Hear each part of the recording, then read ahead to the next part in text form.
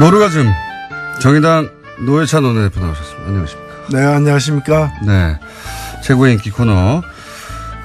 그런데 원내대표님을 옆에 두고 저희가 다른 분과 전화 연결 잠깐 해야 되겠어요? 네. 아, 괜찮습니다. 누구인가요? 코너인 코너. 예. 같은 당이어서 예. 별도로 뽑지 않고 코너인 코너로 만들었습니다. 어제 페이스북에 갑자기 글을 하나 올리셨어요. 예. UAE 관련해가지고 새로운 사실을 깨달았다고. 그래서 저희가 긴급히 전화 연결을 합니다. UAE 관련해서 홈런을 날리셨던 분이죠. 정의당 김종대 의원 전화 연결됐습니다. 안녕하십니까? 네, 안녕하세요. 네. 어제 페이스북에다가 내가 이걸 왜 몰랐을까?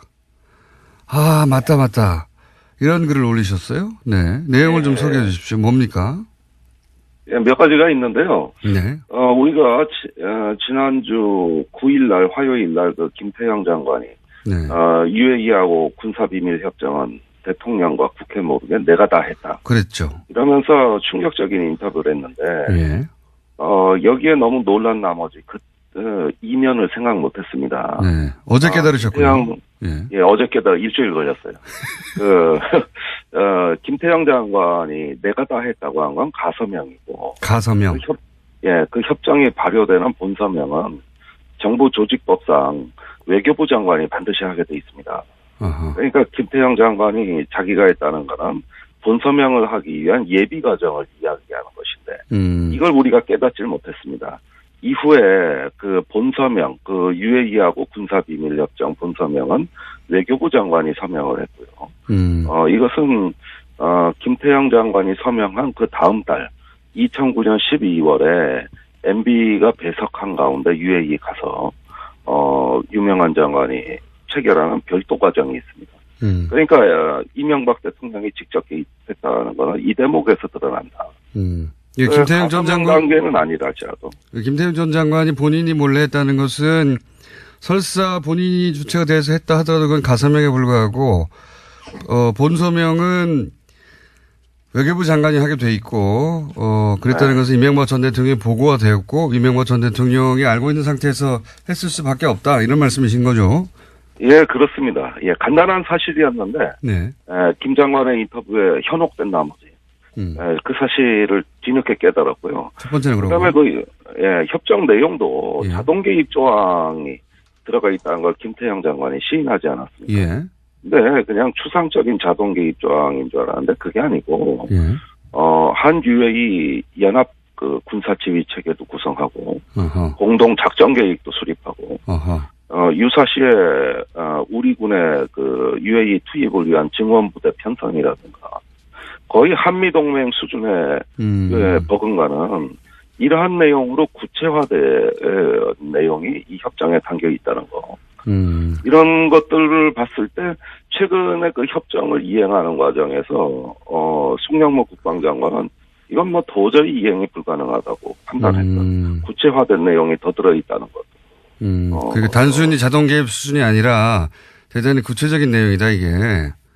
예, 한미동맹하면서 배운 거는 UAE 가서 다 써먹으려고 했던 것 같아요. 어허. 그렇군요. 내용이 더 심각하다. 그리고 그 외에도 또 있어요. 이런 지적도 하셨어요. 이것이 이제 임종석 대통령 비서실장이 UAE 방문해서 이런 일이 터진 거라고 언론들은 보도를 했고 전반적으로 다들 그렇게 이해했는데 그게 아니다. 이 문제가 본격적으로 불거진 것은 다른 시발점이 있다. 이렇게 말씀하셨어요? 저는 의혹의 초점은 작년 11월 중순이에요. 네. 이명박 대통령이 왜 중동에 방문했느냐. 바레인을 갔었죠. 그때 당시에 바레인에 간 걸로 되어 있단 말입니다. 예.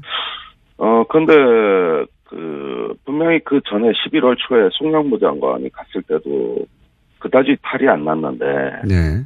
이명박 대통령이 중순에 갔다 오고 논란이 격화되면서, 무언가 비상사태가 발생이 됐다. 이건 현지에서 감지가 된 겁니다. 그래서 왜 그때 이명박 대통령이 급히 중동을 방문했느냐. 이게 의혹의 초점이 될 수밖에 없다고. 그러니까 초점이 임종석 비서실장이 왜 방문이 아니라 이명박 전 대통령의 중동 방문 맞춰줘야 된다 이런 말씀이시네요. 네, 그렇습니다. 그때 혹시 중동에 이명박 전 대통령이 급히 방문했을 때 무슨 일이 있었는지는 아직 정확하게 모르시는 거죠? 예, 제가 일단은 뭐 듣고 있는 증언은, 예. UAE를 사이에 두고, 예. 문재인 정부와 이명박 대통령 간에 묘한 게임이 전개되고 있었다고 보는 것이죠. 분명히 우리는 과거 정부의 어떤 잘못된 협정을 수정하려고 시도했던 것이고, 예. 이명박 대통령은 그러면 이게 원전으로 불똥이 튀고 자기의 자원외교 업적이 훼손되고 위신이 추락할 수 있다는 가능성을 염두에 뒀던 것이고, 그러다 보니까 문재인 정부와 이명박 대통령이 다 중동으로 달려가는 이런 어떤 이상한 일이 벌어졌다는 것이고요. 그래서 작년 11월 상황에 대해서 면밀한 검토가 필요합니다. 이명박 전 대통령이 중동에 가서 단순히 강연만 하고 온 게 아니고 그 강연이 급히 잡힌 것은 사실은 강연을 명분으로 해서 가서 뭔가 하고 왔다. 근데 그게 뭔가 좀 이상하다. 뭔가 좀 이상하다. 그걸 밝혀야 하는 거다 지금 이런 말씀이시네. 예. 이런 말씀이시고. 그리고 또 마지막으로 얘기한 것이 그 UA 원전의 경제 효과도 언급을 하셨어요. 이 대목은 어떤 이야기입니까? 예, 제가 다시 확인해 본 결과 400억 달러 원전 수주라는 이명박 대통령 측의 그 말은 사실과 맞지 않는다. 원전 수주가 아니라 투자라는 것이죠. 실제 그 금액은 400억 달러가 아니라 180억 달러고, 그 중에서 100억 달러가 한국 부담이에요. 나중에 원전을 이렇게 투자해서 지면 전기료라든가 그 운영 수익으로 우리가 원금을 회수하는 것이기 때문에 이건 원전 수주가 아니라 원전 투자라고 봐야 됩니다. 투자권을 따낸 것이다. 그래서 알겠습니다. 400억 달러 원전 수주, 이건 답도 없는 얘기고 과장된 수치라는 것입니다. 알겠습니다. 여기까지 하고요. 우선 그 문제 제기를 하셨으니까 이명박 전 대통령이 중동에 왜 갔는지 한번 파악해 보신 후에 다시 한번 좀 구체적인 게 나오면 연결 다시 하겠습니다. 오늘 말씀 감사합니다. 예, 감사합니다. 예. 김정대 의원이 급히 페이스북을 쓰셔서 포커스는 이명박 전 대통령의 중동 방문에 맞춰야 된다 이렇게 말씀하셔서 저희가 연결을. 근데 또 따로 하려고 보니까 정의당 대표와 의원이 연속으로 있어가지고 코너인 코너로 저희가 해보겠습니다. 이 문제는 의미 있는 지적인 것 같아요, 굉장히. 그죠? 예, 저희들 다 파악을 하고 있고. 아, 그래요? 예. 아니, 지금 일부 언론에는 지난번에 원내대표들 만난 걸로 인해가지고 다 덮어졌다 이렇게 얘기하는데 전혀 사실이 아니고요. 예. 명확하게 해야 될 것은 김승태 의원 등 자유한국당에서 엉뚱하게 제기한 문제들이 더 이상 계속 제기하기 힘들게 되니까 자유한국당이 꼬리를 내렸다. 이렇게 봐야 되고, 이 사안에 대한 어떤 진실과 또 과정에 문제가 있었다면 문제가 해결되는 것은 지금 진행 중이에요. 현재는 ING다 이것은. 진행 중 때문에 좀 지켜보면서 대응할 생각입니다. 청와대 교수는 이 정도에서 예를 들어 UAE라고 하는 상대국이 있으니까 무마했으면 하는지 모르겠지만 정의당 입장에서는 그 과정에서 문제가 있다면 밝혀져야 한다. 예. 이제까지 공직자들 중에서 제일 실체적 진실에 가깝게 솔직하게 그리고 단호하게 얘기한 사람은 문재인 대통령이에요. 지난 신년 기자회견 때 문제가 있었다는 것과 그리고 저쪽에서 상대국에서 공개하지 않기를 원한다는 것과 그걸 존중해야 되니까.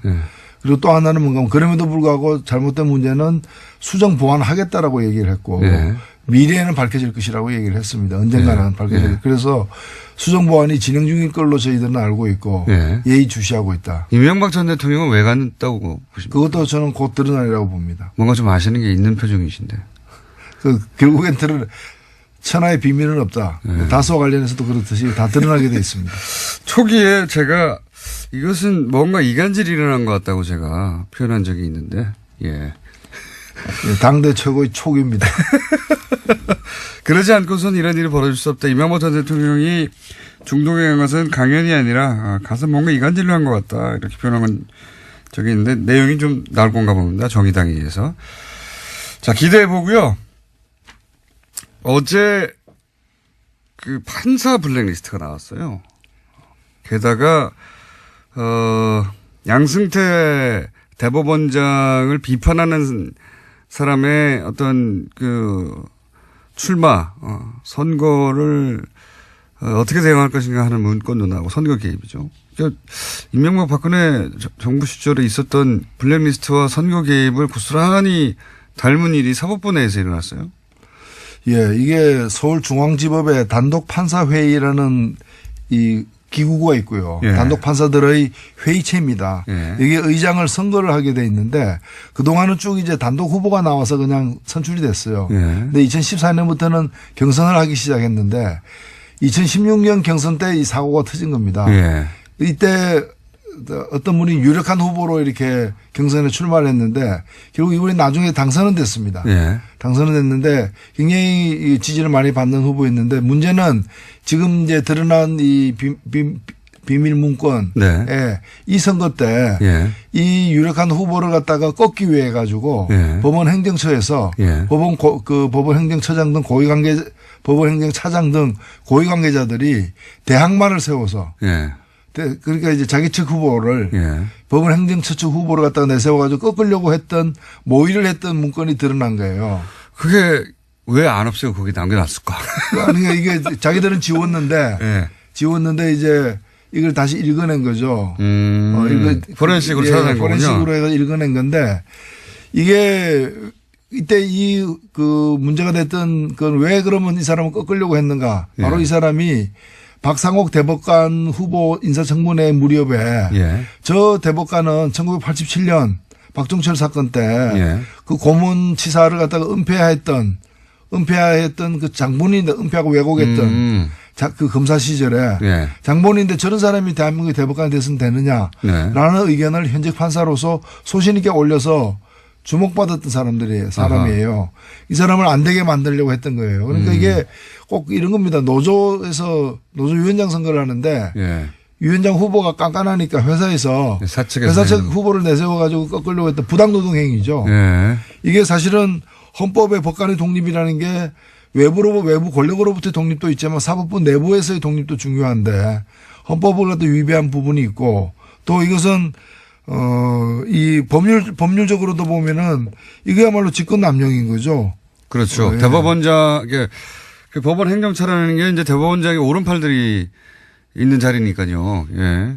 대법원장을 비판했기 때문에 그리고 또 현직 대법원장이 보기에 정치적 성향이 자기가 안 맞기 때문에 못 되게 만들려고 하는 거 아닙니까? 안 되게 만들려고. 그리고 그걸 그렇죠. 실제로 실행에 옮긴 거죠. 후보를 세웠으니까. 그 근거가 드러난 겁니다. 예. 게다가 블랙리스트도 만들고. 이거는 당시 이명박 박근혜 정부가 했던 일을 사법부 내에서 거의 본질적으로 똑같은 일을 한 거예요. 네. 똑같은. 그래서 이것은 이대로 덮고 넘어갈 수 없는 문제다. 맞습니다. 이건 수사 대상이 돼야 된다고 봅니다. 그러면 이게 사상 최초로 전직 대법원장이 그죠? 예.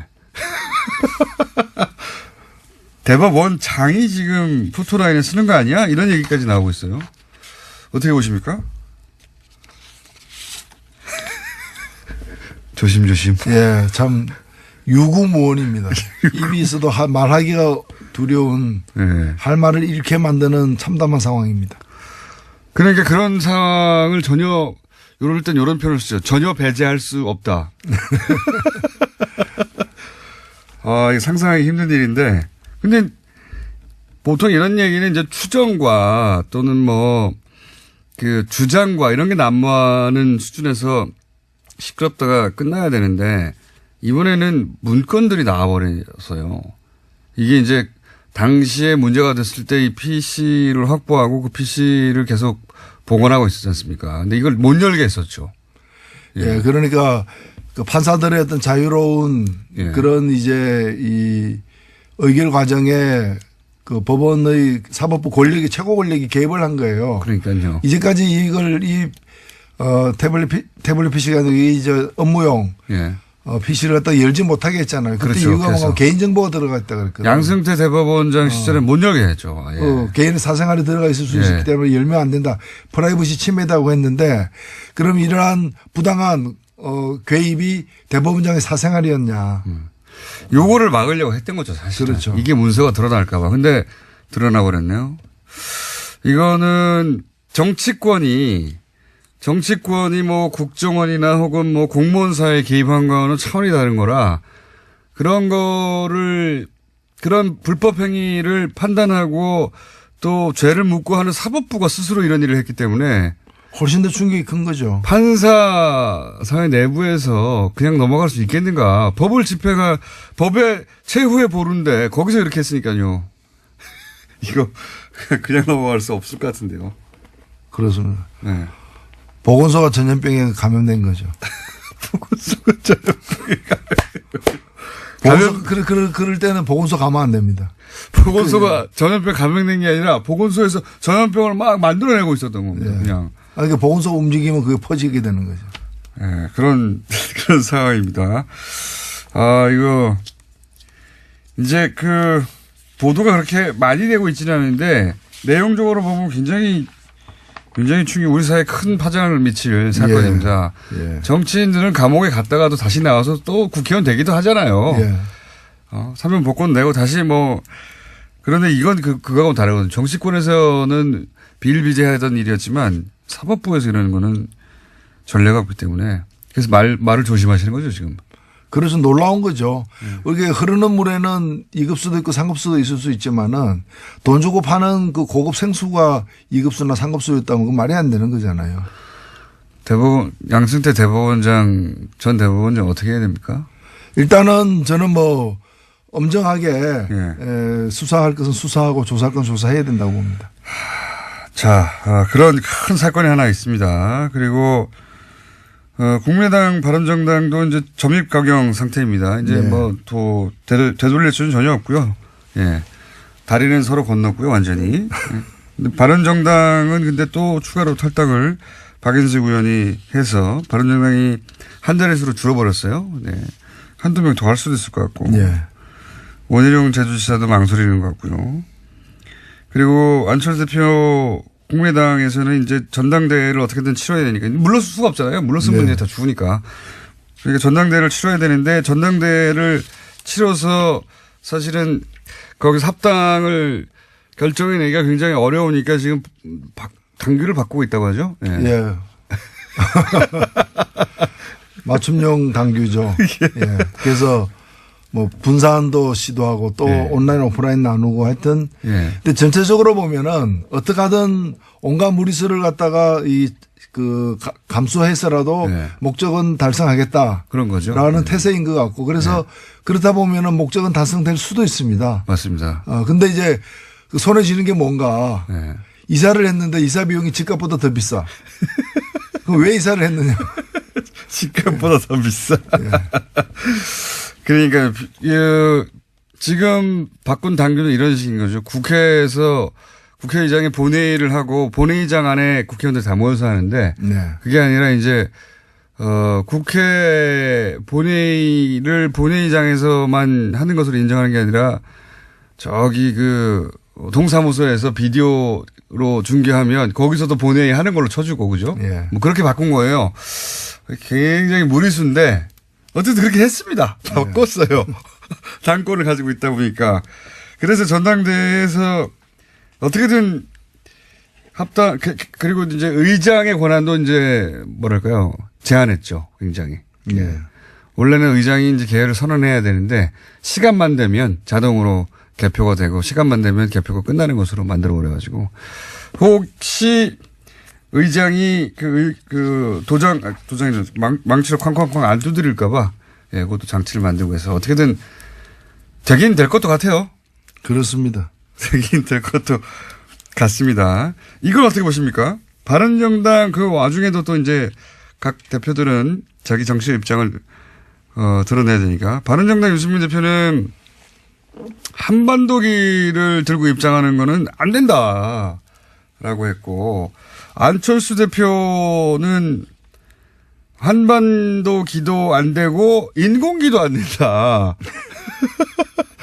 이게 그러면 안철수 대표 이야기대로 하면 북한 선수단은 태극기를 들어야 돼요. 인공기도 안 되고 한반도기도 안 되면 어쨌든 이 입장에 대해서는 어떻게 생각하십니까? 근데 한반도기는 이제까지 제가 기록을 보니까 7번이나 예, 이미 여러 번 했죠. 여러 번 같이 들었던 기억이 있고요. 그다음에 한반도기는 뭔가면은 국가기관입니다. 예. 우리가 이제 공동선수단이라는 이름으로 뭔가 정치적으로 의미 있는 퍼포먼스를 하기 때문에 그게 합당하게 그 길을 갖다 양쪽 그래. 길을 다 들 수 없어 드는 거고요. 만일에 그 선수들이 입상을 하게 되고 메달을 따게 되면 올라가는 깃발은 그 자기네 국가의 당연히요. 깃발, 인공기나 태극기가 올라가는 거고 너무 당연한 공동선수단일 경우에는 합의에 따라서 예. 한반도기가 올라갈 수도 있고 각각의 기가 공동으로 2개 다 올라갈 수도 있는 그건 합의가 아직 안 됐기 때문에 지켜봐야 될 거고 그래서 태극기가 안 올라간다거나 또는 인공기에 대해서 인공기를 들고 들어오면 안 된다는 얘기는 저는 상당히 충격적이에요. 그러니까 북한을 어떻게 하라는 거야 그러면? 그거는 참가하지 말라는 얘기 아니에요. 참가하면 자기 나라 국기를 드는 건데. 북한이 참가한 모든 올림픽에서 인공기를 들고 들어갔어요. 북한만이 아니라 모든 참가 국가가 그렇죠. 당연한 권리죠. 너무 당연한 건데. 이게 정말 금성에서 온 분이 아닌가. 안철수 대표가 갑자기 한반도기는 안 된다. 이거는 이제 유승민 대표하고 그러니까 태극기를 들어야 된다는 의미죠. 이거는. 그렇게 이해할 수도 있는데 인공기도 안 된다는 건 제가 처음 들어본 아니 자기들 국기인데 그걸 못 들게 하는 게 말이 됩니까? 전혀 진짜 뭐 외계에서 온 게 아닌가. 인공기도 안 된다는 건 처음 들어본. 전당대회가 무산되면은 한국을 떠날 수밖에 없다고 얘기했는데 떠나면 어디로 갈 것인가 저는 금성으로 갈 거라고 확신합니다. 그러니까 이제 보수적인 본인의 나는 보수적이라고 하는 색깔을 더 강하게 드러내기 위해서 그런 말까지 간 것 같은데. 근데 한반도기 처음 들게 된 게 어느 정권 때인 줄 아세요? 그게 노태우 정권 때 아닙니까? 예, 저는 굉장히 오래됐어요. 진심으로 바라건대 유승민 대표나 안철수 대표가 배워야 될 사람이 딴 사람보다는 노태우 대통령입니다. 남북관계에 그 노태우 대통령 우리가 알다시피 군부 쿠데타 세력이고 90년대 뼛속까지 보수주의자입니다.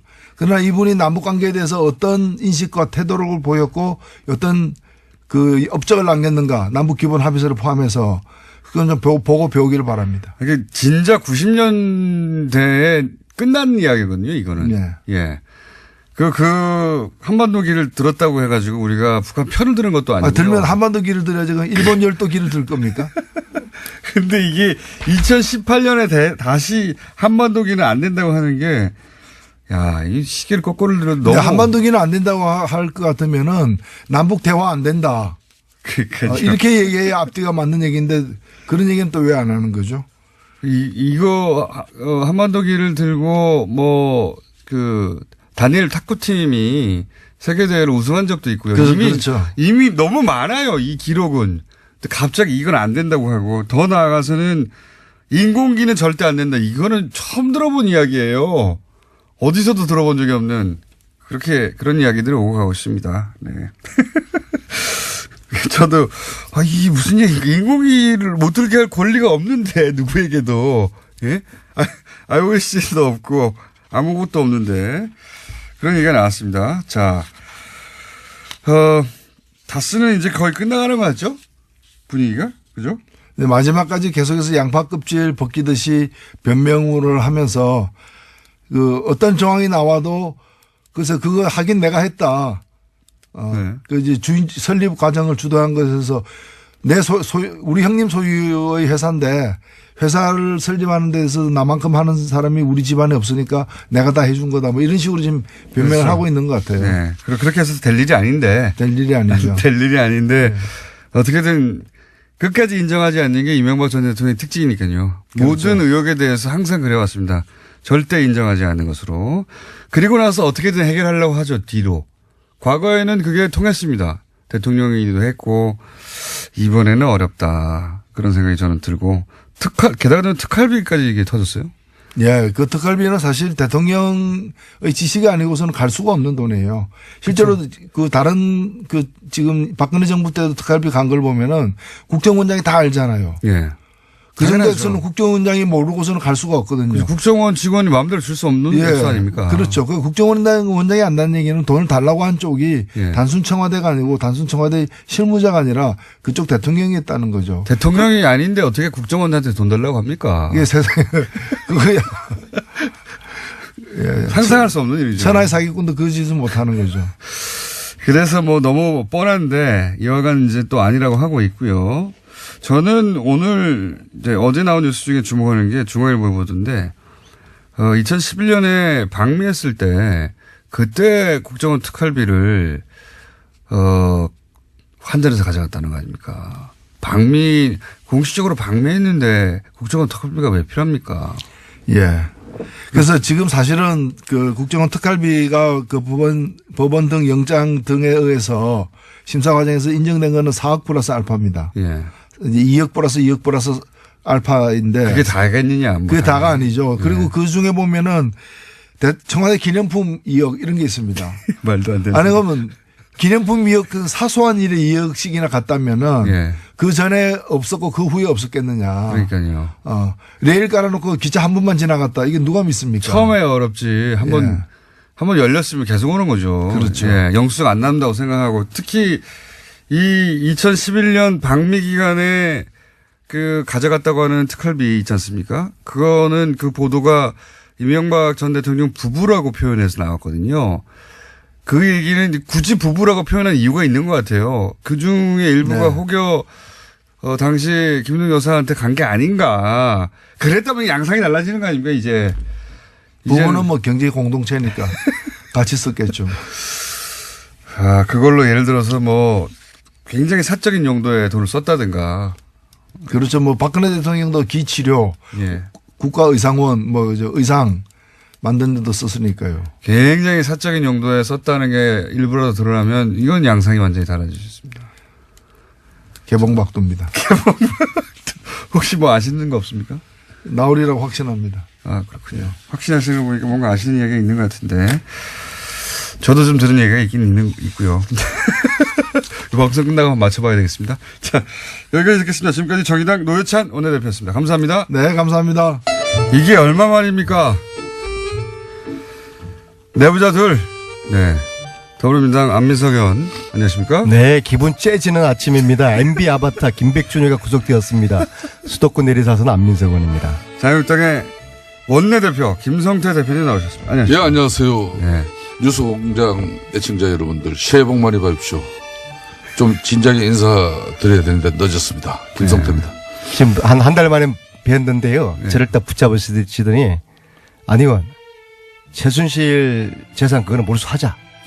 특별법 그거 내가 꼭 도와줄게. 그렇게 저에게 그렇게 던졌으면 용기를 주셨어요. 뭔가 저분은 또 말 뱉으시면 또 해요. 가끔 약속을 안 지키는 경우는 있지만은.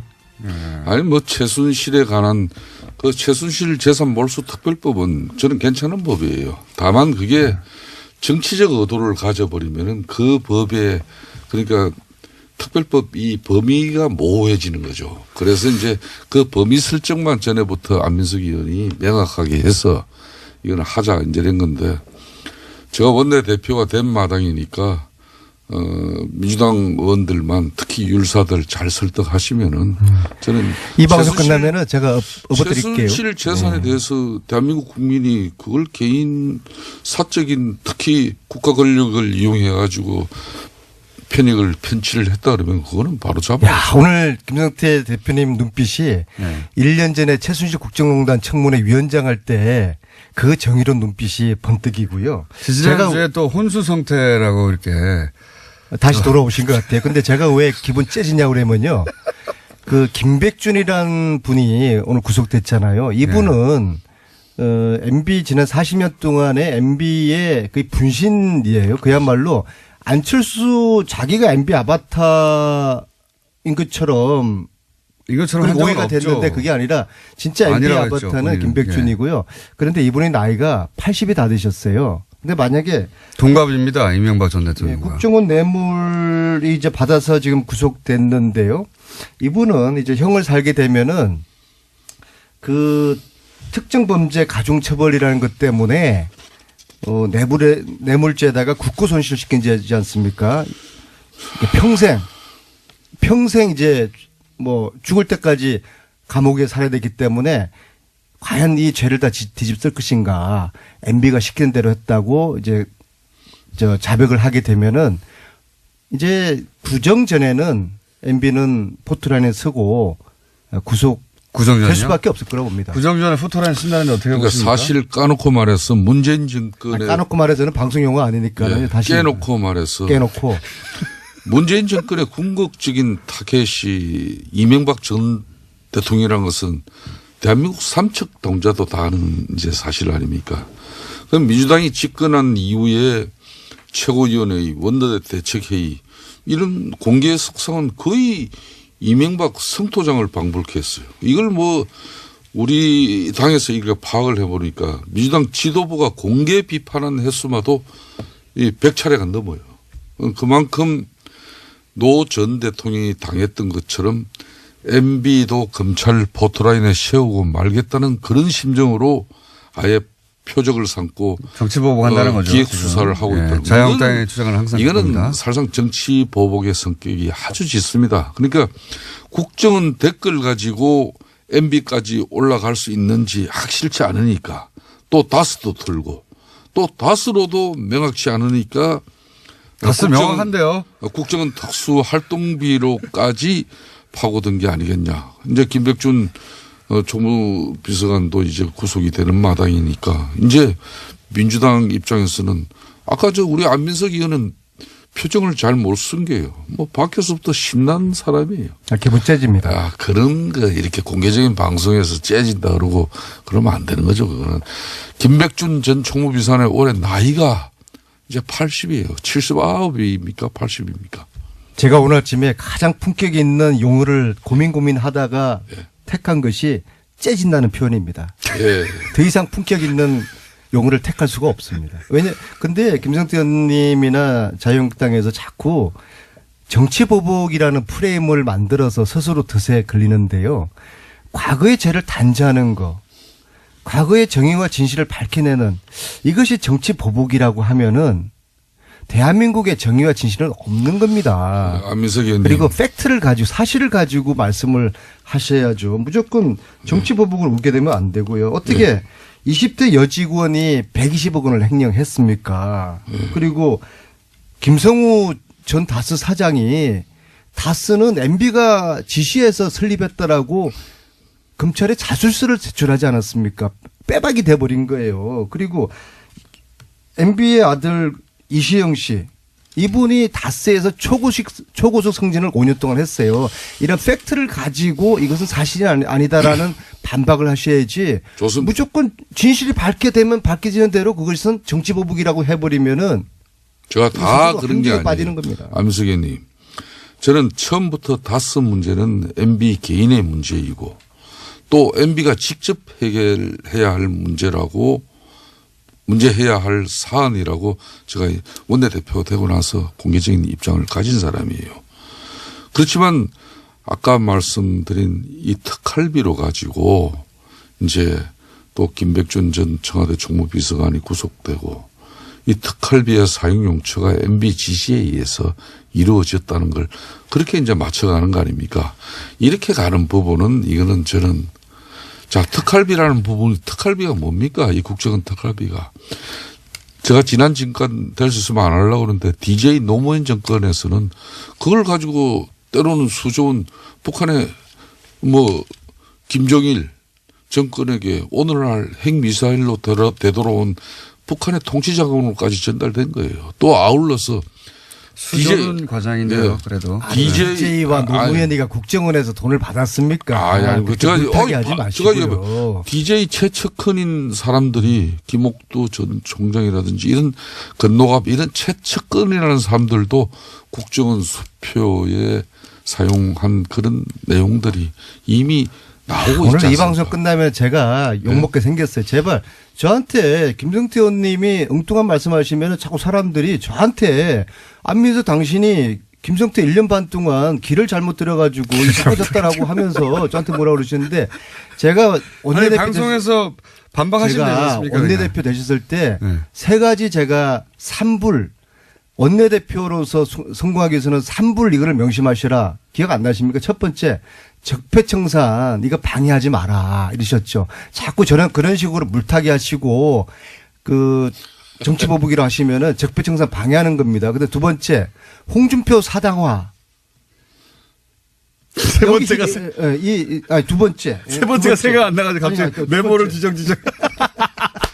제가 워낙 이제 충정어린 제가 말씀드리다 보니까 홍준표 사당화 여기에 휘둘리지 마라. 세 번째가 뭡니까? 세 번째가 친박 그대로 두지 마라. 요 세 가지 산불. 어려운 것도 아니고 제가 충을 드렸지 않습니까? 요거 세 개만 산불 잘 이행하시면은 성공하는 원내대표가 되실 텐데 이걸 왜 안 하세요? 자, 지금 이제 적폐청산이라는 것은 과거의 잘못된 제도나 관행을 뿌리채 뽑아버리자는 거 아니에요.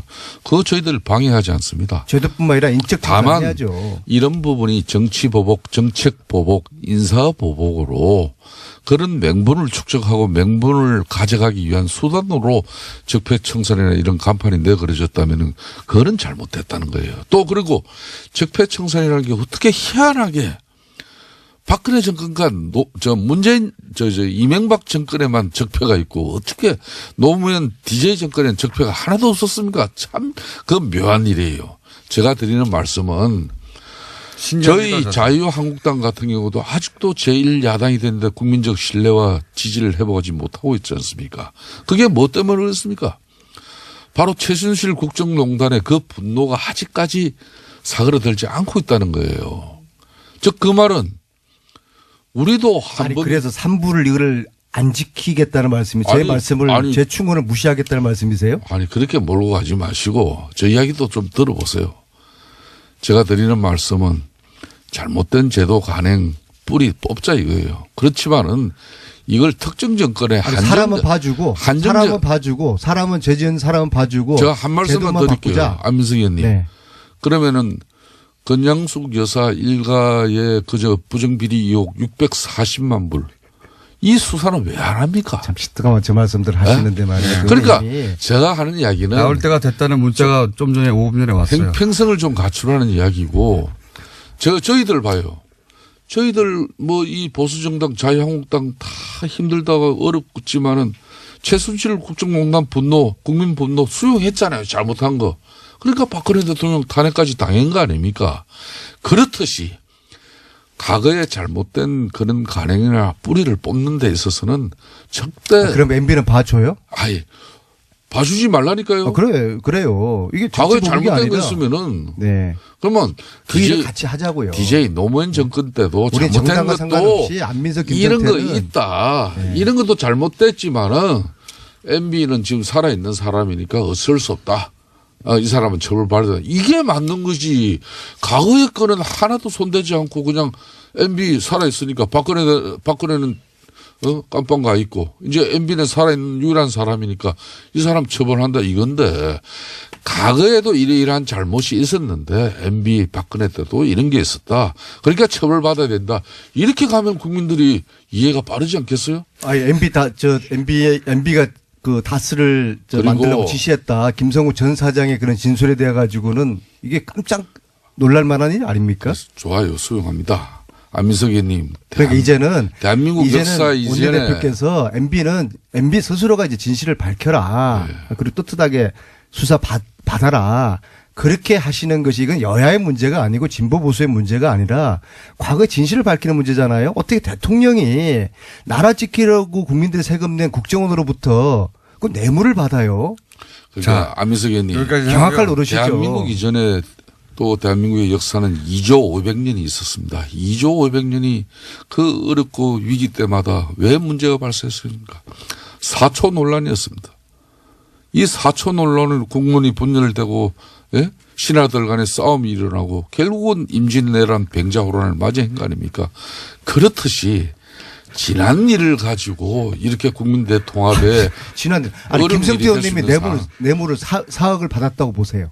그 왜 또 남의 이름을 갖다가 말이에요. 그건 있을 수가 없는 게 아니에요. 안민석 의원이 그럼 5억 받았다고 쳐봅시다. 그럼 우리는 그렇게 이야기해봐요. 우리는 형을 10년 이상을 받아야 돼요. 예. 그죠? 1억 이상 뇌물을 받으면은 그렇습니다. 이것은 청와대에 있던 MB의 아바타 김백준 씨가 다른 것도 아닌 국정원으로부터 뇌물을 4억 원을 받았어요. 근데 이것이 김백준 본인이 썼겠습니까?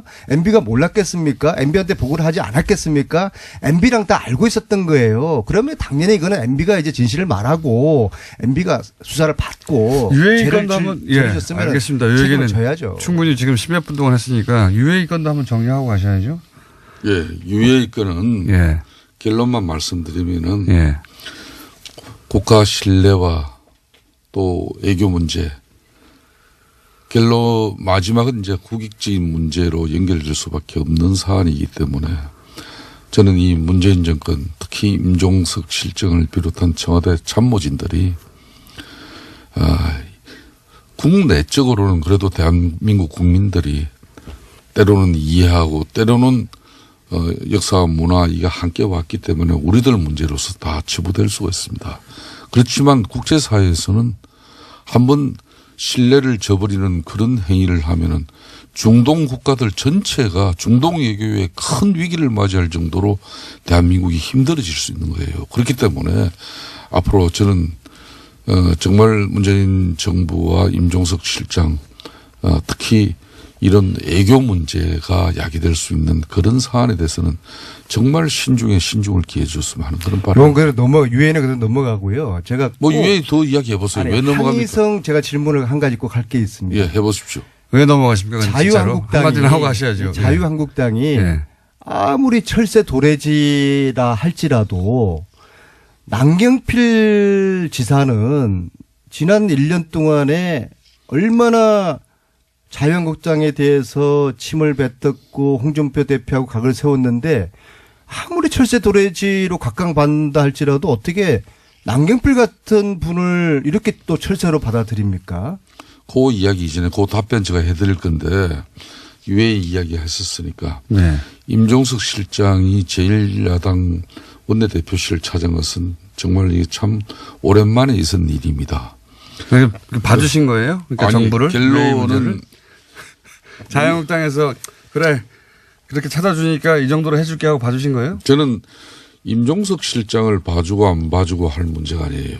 아까도 말씀드린 지금 이 시간에도 하면 할수록 더 손해가 되니까 더 이상 안 하신 거 아닙니까? 대한민국을 위해서 많이 해외 건설 현장이든 수주 현장에서 비즈니스를 벌리고 있는 그 많은 국가의 일꾼들이 정부가 애교 한번 잘못해가지고 그 많은 기업들이 어려움을 겪은 것, 이 팩트예요. 사실입니다. 그러니까 임종석 실장이 저하고 이야기했어도 자기가 12월 9일 날 작년 유해의 왕세자를 만나기 전과 만난 이후의 상황은 현재 진출해 있는 모기업으로부터 확인까지 해봐라. 그럴 정도로 힘들었던 상황입니다. 이제는 이걸 수습해 나가는 과정이에요. 그래서 문재인 정부가 이걸 수습해 나가는데 너들 잘못해놓고 지금 이제 그렇게 수습하고 그게 군사협력 안보 문제 그게 하나였냐. 제가 더 이상 진행시키지 않는 그렇죠. 부분. 저 말씀 속에 봐주시는 거 아닙니까? 그러니까 제가 이제 김성태 의원님 속을 안민석 제가 의원 같으면 국익 생각 안 했을 겁니다. 끝까지 갔습니다. 국익을 생각해가지고 정부를 봐주신 김성태 의원님 속을 제가 한 돌백 번을 왔다 갔다 한 사람인데요. 이 유해이 문제를 김성태 의원님은 이거 빨리 빠져나오고 싶어 하시는 거예요. 지금도 계속 수습이라든지 뭐 여기까지만 하자 이렇게 표현 쓰시잖아요. 그게 아니라 제가 이건 봐드릴게요. 유해이 문제는 이렇게 넘어가고요. 자, 남경필 지사를 다시 철새 도래지로 받아들인 거에 대해서 왜 봐주려고 하는 거예요? 제가 이야기해 드릴게요. 안민석 의원도 이번 유해의 특사 의혹은 우리는 대한민국 국민들과 이 정부가 두 가지의 큰 교훈을 가졌습니다. 국내 탈원전 정책이 해외에서는 어떻게 돌아가는지 그걸 분명히 느꼈을 것이고요. 두 번째는 국가 간 신뢰를 위해서는 이 정부 간의 연속성이 얼마나 중요하다는 걸 그걸 임 실장과 내가 1시간 반 넘게 둘이서 회동한 이후에 바로 이 합의 내용을 발표했다는 사실. 그러니까 서로 피차간에 이건 폭탄이다 그렇게 인식을 자, 한 거 요 아닙니까? 정도 하고요. 네. 좋아요. 왜요? 왜 피차 폭탄이죠? 남경필 지사. 요건 다음에 나오면은 이야기를 마무리 짓죠. 다음은 이미 앞으로 한 달 있다가 나올 텐데. 남경필 지사 문제 말씀. 왜 폭탄이죠? 아니, 홍준표 대표가 이거를 수용했어요? 예. 이거는 자유한국당이 불리하니까 관둔 거 아닙니까? 그냥 유리했으면 계속 했겠죠. 괜찮습니까? 그러니까 뭐 우리 오늘 오랜만에 김성태 대표님 나오셨는데 좀 봐주고 넘어가자고요. 왜 봐줘요? 아니. 김어준 공장장. 예. 내일이라도 예. 청와대 임종석 실장과 예. 저를 여기 앉히세요. 더 깊은 이야기 듣고 싶어요. 임 실장은 바빠요. 이 문제 가지고 예. 그 임 실장이 나올 만큼 이렇게 한가하잖아요. 바빠도 이 문제는 또 나와서 국민적 의혹을 해소할 그러니까 필요가 있을 부분이 있으면 지사는 풀어야죠. 지방선거에서 바른정당으로 나가면은 도저히 안 될 것 같으니까 뭐 철새 욕을 먹고서라도 한국당으로 지금 간 거 아닙니까? 자, 아닙니까? 이재명 시장이 말이에요. 네이버로부터 이재명 시장이 왜 나와요? 성남시가 또 나왔다 이거. 공익법인 재단으로 만든 이 희망살림이라는 이 단체가 있습니다. 이 단체는 지난번에 한 30번 30번 하셨어요. 30번 하셨으니까 오늘은 이 얘기 하시죠. 바른정당과 국민의당 통합됩니까? 지금 1분밖에 안 남았어요. 저는 통합이 되긴 되더라도 상당히 애초 계획했던 그 모양새가 아니기 때문에 정치적으로는 상당한 어려움이 있을 거라고 봅니다. 이제 자유한국당이 이제 일당이 될 가능성이 많아요. 왜냐하면 지금 남아있는 바른정당 9분 중에서도 거의 다 지금 짐쌀 지금 준비를. 거의 다는 말이 안 되죠. 아니, 저는 결국에는 네. 유승민 홀로당이 될 거라고 보고요. 그러면은 몇 명 통합의 동력이 상당히 떨어질 수밖에 없을 겁니다. 안민석 대표님 의원 정확하게 이야기합니다. 몇 명 더 올 수 있습니까? 바른 자유한국당 입장에서 보자면 몇 명 더. 뭐 저희 당이 사람 빼오는 정당입니까? 많이 빼왔잖아요. 자발적인 입장으로 이렇게 오시는 분들 이렇게 저희들이 거부하지 않는다. 그러니까 몇 분 정도 자발적으로 더 올 것 같습니까? 보시기에? 그거는 저는 모릅니다. 1년 전에 1월 14일. 한 명 이상인가요?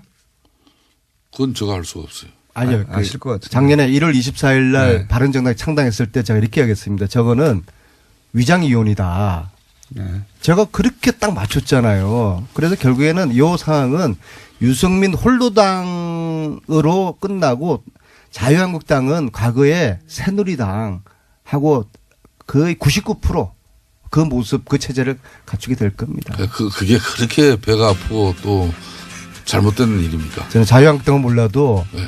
김성태 원내대표님께서는 잘 됐으면 좋겠어요. 원내대표님이 요즘 잘못되면은 사람들이 왜 저한테 욕을 하는지 모르겠어요. 안민석 김성태 의원이었습니다. 정치구단주 국민의당 박지원 전 대표 스튜디오에 나오셨습니다. 안녕하십니까? 왜 그렇게 처음부터 기분 좋아해요? 아니 나무 당 망해가니까 좋아요? 망해가니까 평창 올림픽에 태극기 들고 하자고 하니까 좋아요? 그러니까 네. 공장장이 네. 실력 없다고 세상 사람들이 다 얘기하는 거예요. 그건 무식한 안철수는 하는 얘기고 좋아하는 거예요. 좀 사람이 좀 진지해봐요. 민족 문제, 통일 문제를 갖다가 그렇게 무식하게 얘기하는 그런 분들을 얘기하려고 좋아하고 웃고 그러면은 네. 국민이 노합니다. 안철수 대표가 이제 평창 올림픽 때 한반도기도 안 되고 인공기도 안 된다 이 말해서 지금 그 말 하시는 거죠? 그렇죠. 네. 태극기 만들재요. 태극기만. 예. 그러면 인공기도 안 된다는 얘기는 왜 나왔을까요? 무식하니까 그렇죠. 그리고 뭐가 재밌냐면은 네. 북한 인공기가 올라가고 북한 국가가 울린다. 이건요 시상식에는 예. 동시 입장할 때는 한반도 길을 들고 입장하더라도 시상식에는 대한민국 선수가 금메달 따면은 태극기가 애국가가 울려 퍼지고 북한 선수가 금메달 따면은 인공기가 북한 국가가 울려 퍼지는 거예요. 네. 텔레비도 안 봤나 봐요. 초등학생이면 다 아는데 정치가 초딩 수준이라고 하더니 진짜 그런 말도 했나요? 너무 부끄러워요. 시상식에서 북한 북한 국가 울려 퍼질까 봐 안 된다는 말을 했나요? 그건 제가 모르는데. 인공기가 다 올라가고 네. 북한 국가가 나오면 안 된다. 그건 뭐예요? 그래가지고 기자들이 어떻게 그렇게 얘기하냐 그러니까는 일어날 일을 외교적으로 대처하자는 말이었다. 또 그랬어요. 그런데 그 전에는 또 뭘 물어보면은 영어 알죠? if, 만약 이런 질문을 하면은 정치인들이 만약에 대해서는 답변 안 합니다. 그런데 안철수 대표가 안 일어날 일에 대해서는 대처하지 않는다. 그런데 이건 또 대처를 하는 거예요. 안 일어날 일인데. 예. 그만합시다. 똑같은 사람 되니까. 스스로 먼저 시작해놓고 갑자기 그만하시자고. 아니, 그 공장장이 뭐 싱글벙글 하고 나를 이렇게 환영하고 뭐 이상한 거 보니까. 대표님이 먼저 웃었잖아요. 들어오시면서. 그거 안 웃어요, 그럼? 신경 말고 입이 쫙 이렇게. 제가 그래서 뭐 그렇게 기분이 좋으시냐고 했더니. 제가 그럼 책임 전가는 잘하는만. 요 얘기 여기까지만 하고요. 이제 국민의당이 이제 뭐 하여튼 많은 일들이 있었지만 또 최근에는 더 많은 일들이 있었어요. 당무위에서 전당대회 관련한 여러 가지 규정을 바뀌었다. 이게 어떻게 바뀐 겁니까? 우선 확실히 안철수 대표는 4차 산업혁명의 기수입니다. 전당대 장소를 예. 4차 산업혁명 시대에 맞게 전국의 23곳에 동시다발로 갖겠다. 예. 그리고 영상으로 사회를 보겠다라고 정했고 예. 정당법에 의하면은 당원은 예. 자기가 탈당계를 내지 않고는 탈당이 안 됩니다. 예. 그러니까 통합민주당의 경우 당원들이 수백만이 되는 게 예. 과거에 통합하고 뭐 쭉 이어온 당원들을 정리할 길이 없는 거예요. 예. 그래서 당원 명부를 정당법에 의해서 가지고 있는데 예. 뭐 전화를 해가지고 대표 당원이 전화를 안 받거나 하면은 정리를 해버리겠다. 예. 이건 대표 당원이 우리가 예상하는 게 한 10,000명 정도가 되는데 예. 이 모수란 말 알죠? 예. 그것은 알겠지 뭐.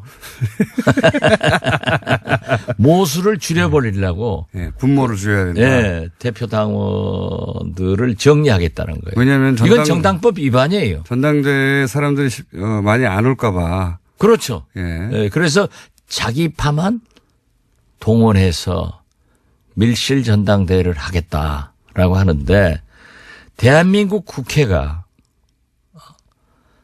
여의도에 있는데 정세균 의장이 사회 보면서 23개 국회를 만들어 넣어서 거기서 하겠다.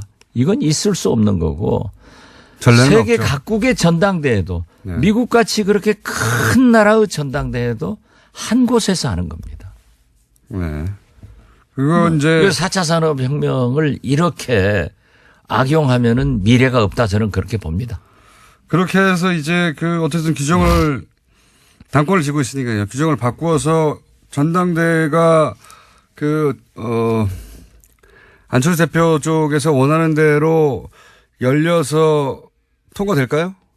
통과 안 돼요. 그래도 안 됩니까? 예. 이렇게 해도. 왜냐하면은 예. 의장의 사회권 보장이 안 되는 거예요. 그래서 어제 예. 우리 개혁신당 창당 준비위원회에서 법원에 가처분 신청을 했는데요. 예. 이건 저는 사법부에서 결정할 일이지만은 인용이 될 겁니다. 설사 기각이 된다 하더라도 전당대 의장은 이상돈 의원이고 이상돈 의원이 몸을 23개로 갈라야 됩니까? 지금 그러면 이건 박정희 전두환도 이런 짓 안 했어요. 정확하게 지금 법원에 가 있는 사안이 뭐죠? 그러니까 지금 이런 말씀하신 23곳으로 가르고 하는 것이 그리고 대표당원 문제하고. 대표당원 문제가 정당법을 위반하는 것이다. 네, 그렇죠. 네. 그래서 이걸 막아달라. 예. 당규 예. 개정을. 예. 그 재판장을 우리 김어준 공장장이 했으면 참 잘할 건데. 고시를 합격 못했으니 뭐. 쳐본 적도 없습니다. 그러면 만약에 그게 법원에서 정당의 문제는 정당이 해결하라고 발을 빼면 또 어떡하죠? 이것은 어려울 거예요. 어렵다. 제가 법사위원을 지금 뭐 12년째 하고 있는데 네. 되게 절차적 문제에 대해서는 하지만은 전당대회를 23곳에서 개최해도 좋다. 정당법을 초월해서 대표당원을 정리하는 것이 가능하다라고 하면은 법을 깨버리는 거예요. 그렇기 때문에 그렇다. 그렇죠. 앞으로 대법원 전원 합의비가 판결을 하는데 23개 놓고 대법원장이 돌아다니면서 동시에 한다고 하니까 불가능한 거죠. 그렇게 전망을 하시는데 혹여라도 그 법원에 이제 이게 너무 부담스러운 사안이니까 발을 빼면 어떡합니까? 기각되면은 그다음에 기각대로 하는 거예요. 기각되면은 이제 그러면 이상돈 전당대 의장이 적절한 조치를 할 겁니다. 그런데 여기에서 얘기하면은 또 저 사람들은 4차원 세계에서 살고 4차 산업혁명이 기수이기 때문에 또 다른 기상천외한 것을 대응을 하니까 얘기는 하지 않지만은 전당대회는 안 돼요. 지금 전당대 의장이 개를 선언하고 안건을 상정하고 토론을 하고 표결을 하고 개표를 하고 결과를 발표하고 이런 절차적 민주주의가 세계 각국에 똑같은 회의 방법이 있어요. 이것을 무시하고 23곳에서 해가지고 의장이 없는데 누가 선포해요. 그러니까는 또 이제 그건 못했어요. 차마 꼴뚜기도 있겠죠. 낯짝이 있겠지.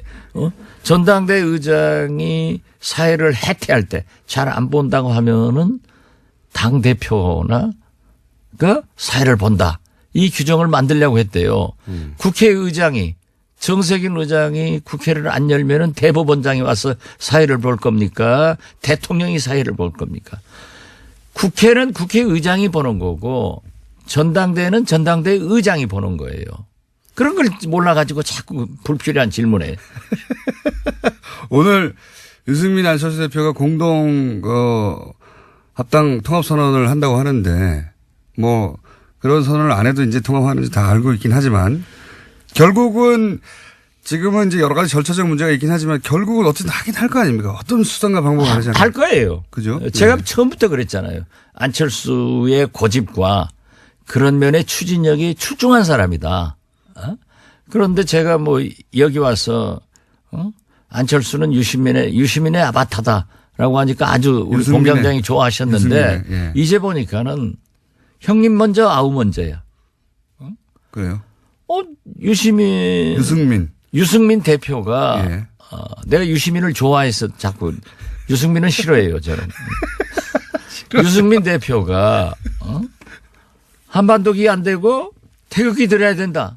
하니까는 그대로 또 유승민 따라하기를 하더라고요. 그러더니 이제 우리 안철수 대표는 한 발 더 나가서 인공기도 안 된다. 그러면 북한 선수가 태극기들로 아라면 오겠어요? 이런 거 보면은 홍한유, 홍준표, 안철수, 유승민은 일란성 새 쌍둥이거나 삼란성 새 쌍둥이다.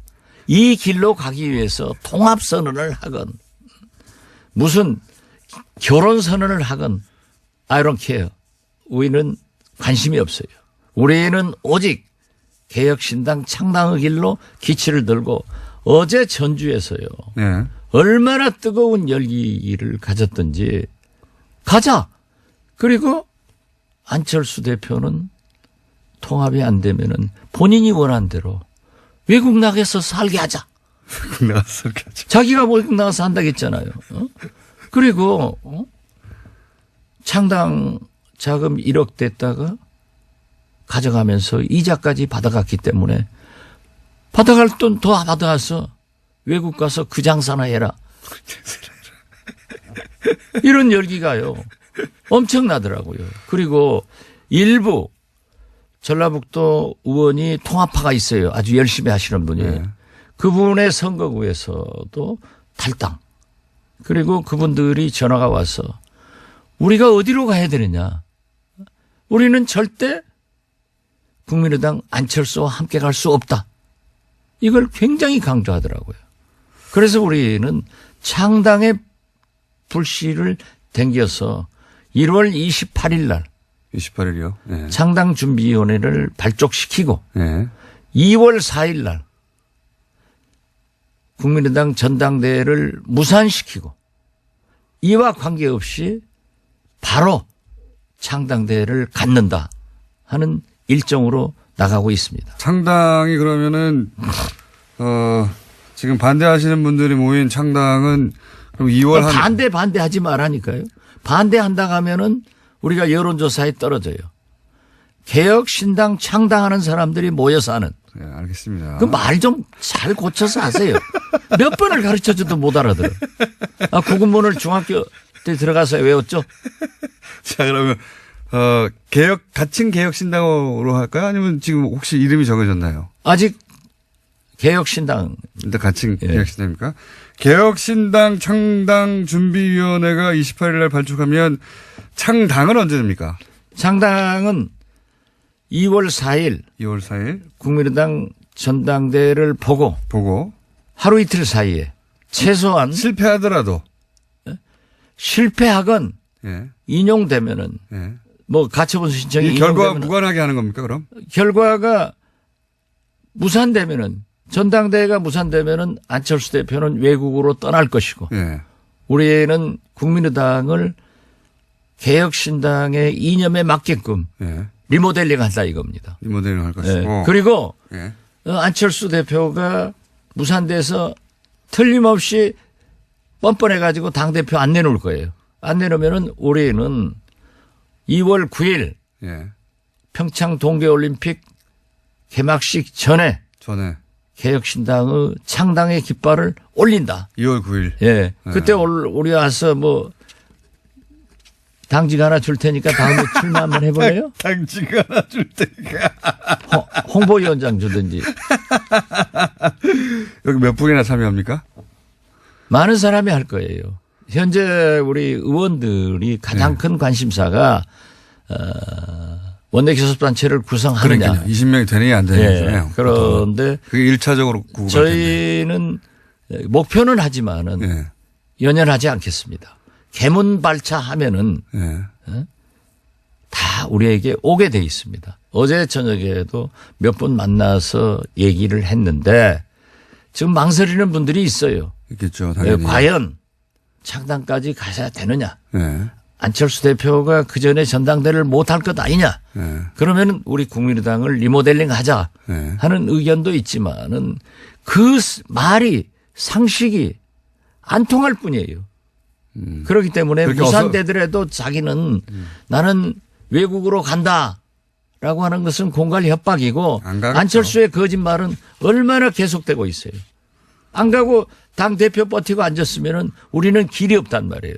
그리고 지금 지방선거는 5개월 남았는데 지방선거를 준비하는 우리 출마자들이 오지도 가지도 못하는 거예요. 그러니까요. 네. 어디 소속으로 나가야 될지 지금 결정해야 되니까. 못하는 거죠.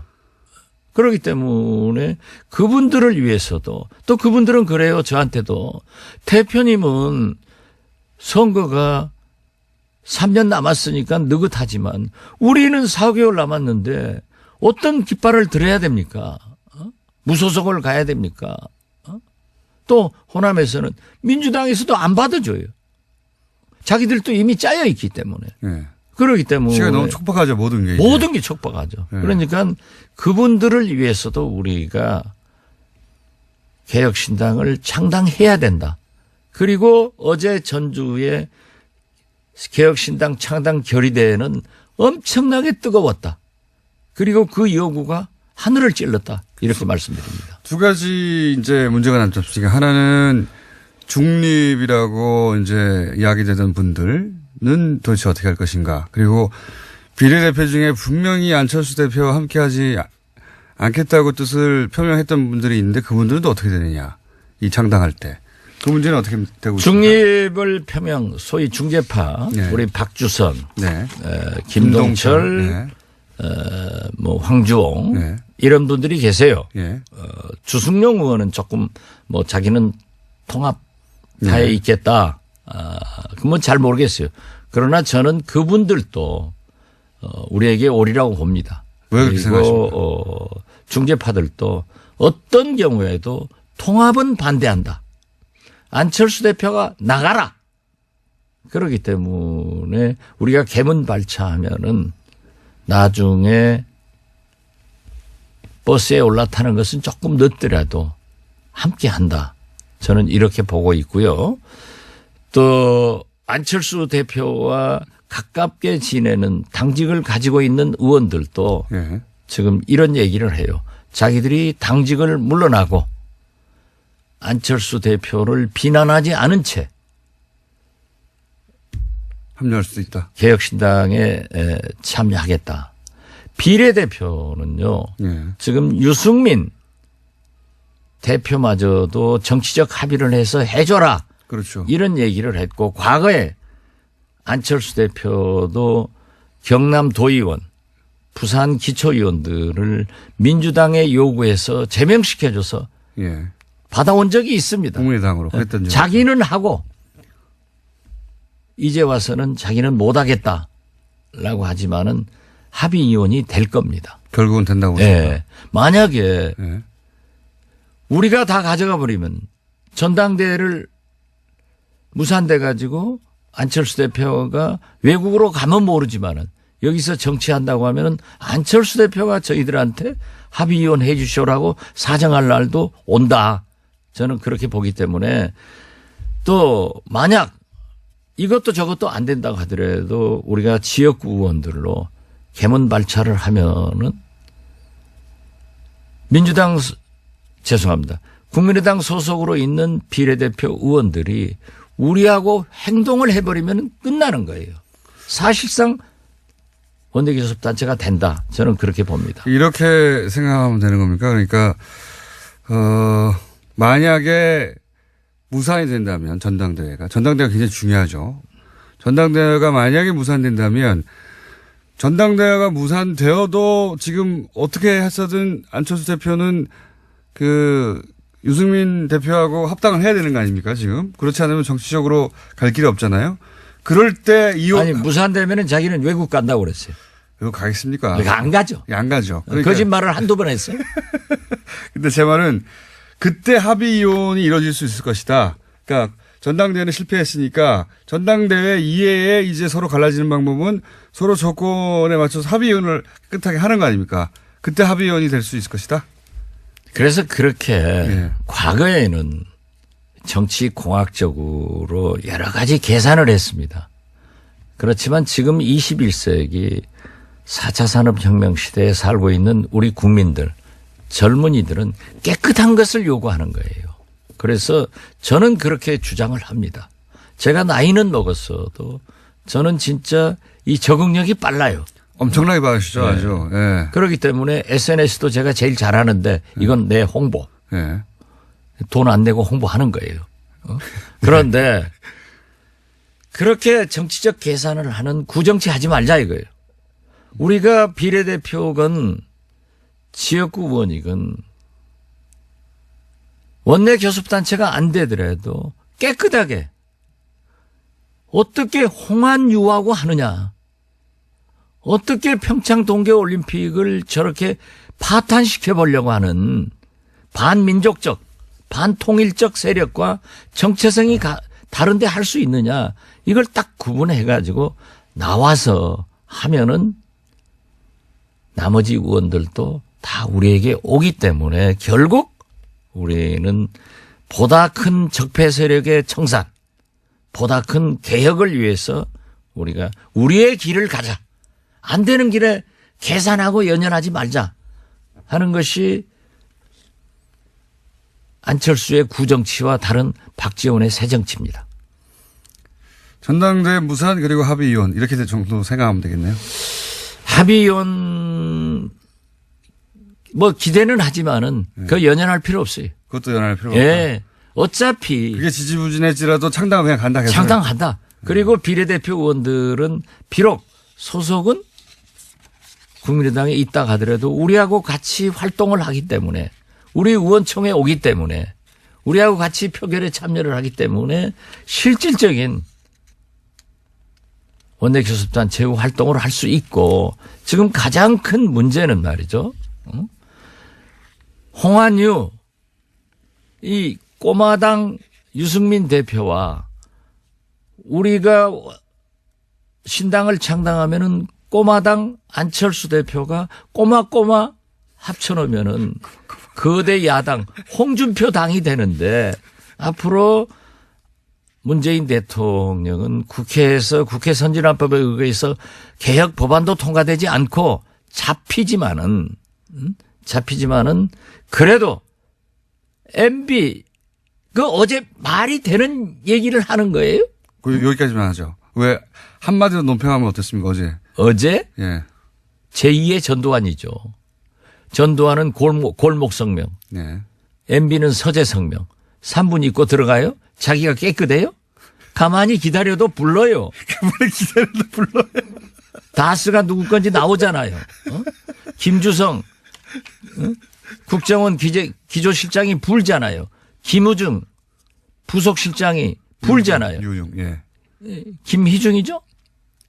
부속실장은 김희중이고요. 예, 김희중이. 김희중 부속실장이 저축은행 관계로 감옥에 갔어요. 예. 아무런 보살핌이 없었어요.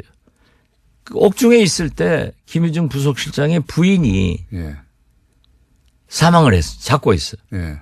아무런 조의 표시도 안 하니까 그 나름대로 뭐가 있는 거예요. 그렇기 때문에 나는 말이죠. 저도 대북송금 특검의 고초를 겪어봤지만은 아니 MB 정부 때처럼 같이 함께 있던 사람들이 가서 줄줄줄줄 불어대는 사람 나 처음 봤어. 역시 아버지 보면 아들 알고 그 대통령 보면 그 부하들 알겠어. 이게 말이 돼요? 기조실장이 내가 대통령 만나서 이거 상납 받으면 안 된다라고 얘기했다고 불었잖아요. 예. 김희중 부속실장이 얘기를 했잖아요. 그런데 자기는 안 했다. 이게 돼요? 그러니까 곧 가요. 가만히 있어도 부를 건데 왜 나를 불러라 하니까 뭐 자기가 정의의 사또야? 이게 말도 안 되는. 아무튼 정의의 사또. 이게 참나 웃기는 거죠. 다스는 누구 건가 나오잖아요. 그 김우중 다스 회 사장이 네. 다 지시받아서 이렇게 했다. 김성우. 예. 김성우. 네. 예. 이제는 내가 말할 때다. 알겠습니다. 하는 거예요. 그런데 대표 시간 다 됐어요. 우리가 절대 그렇게 계산적이고 그렇게 연연하지 않고 우리는 진짜 남북 문제에 대해서 개혁에 대해서 적폐청산에 대해서는 정리를 하지 않으면 촛불혁명은 어디로 갑니까? 자, 여기까지 하겠습니다. 이제 할 말 없죠. 네. 이렇게 정의로운 답변을 누가 하겠어요? 지금까지 국민의당 박지원 대표였습니다. 감사합니다. 감사합니다. 김희중 전 청와대 제1부속실장. 네. 어제 오늘 계속해서 화제가 되는 인물입니다. 이 김희중이라는 단어를 검색어 1위로 만든 장본인은 따로 있죠. 정두원 전 의원 스튜디오에 직접 나오셨습니다. 안녕하십니까? 네, 안녕하세요. 저희가 스튜디오에 모시려고 여러 번 했는데 나오신 건 처음입니다. 아니, 저 부르지 않았는데 저는 전국 제1의 방송에 나오고 싶었는데 안 불렀어요. 전화만 한 번인가 두 번 하고. 영광입니다. 저희 작가하고는 얘기가 다르네요. 제가 정계 풍운하라고. 네, 그렇게 얘기하셨죠. 어제 그저께 폭탄을 근데 하나 던지셨어요. 네.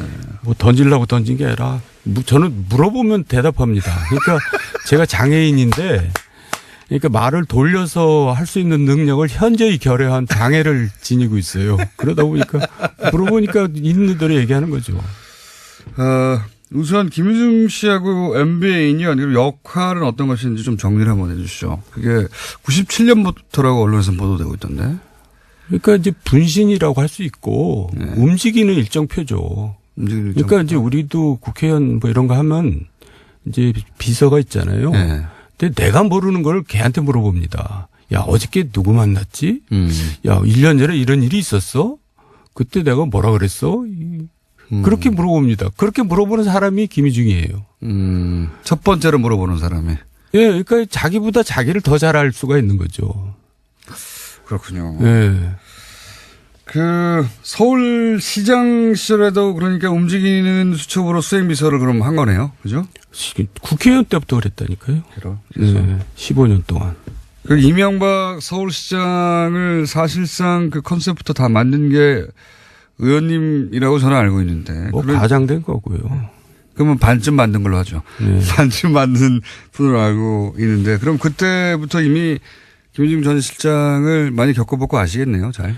굉장히 맑고 담백하고 깨끗한 친구입니다. 그러니까 그 엄청난 부자 아닙니까? 그 부자 돈 관리를 하면서 본인은 되게 가난하게 살아가지고 사실은 또 굉장히 생활고를 많이 겪을 정도로 어려웠어요. 그 정도로 돈 문제에 있어서도 굉장히 그러니까 깨끗했다. 돌아가신 부인도 한번 어려워서 헤어졌다가 다시 재결합해가지고 또 이제 어렵게 다시 살아가는 중에 이런 일이 생긴 거죠. 그럼 그 과정 전체 그러니까 대통령 부속실장이 돼서도 그렇게 살림이 폈다거나 혹은 뭐 서울시장 시절도 그렇고 그런 적이 없었단 말이죠. 남의 돈에 절대 손 안 댑니다.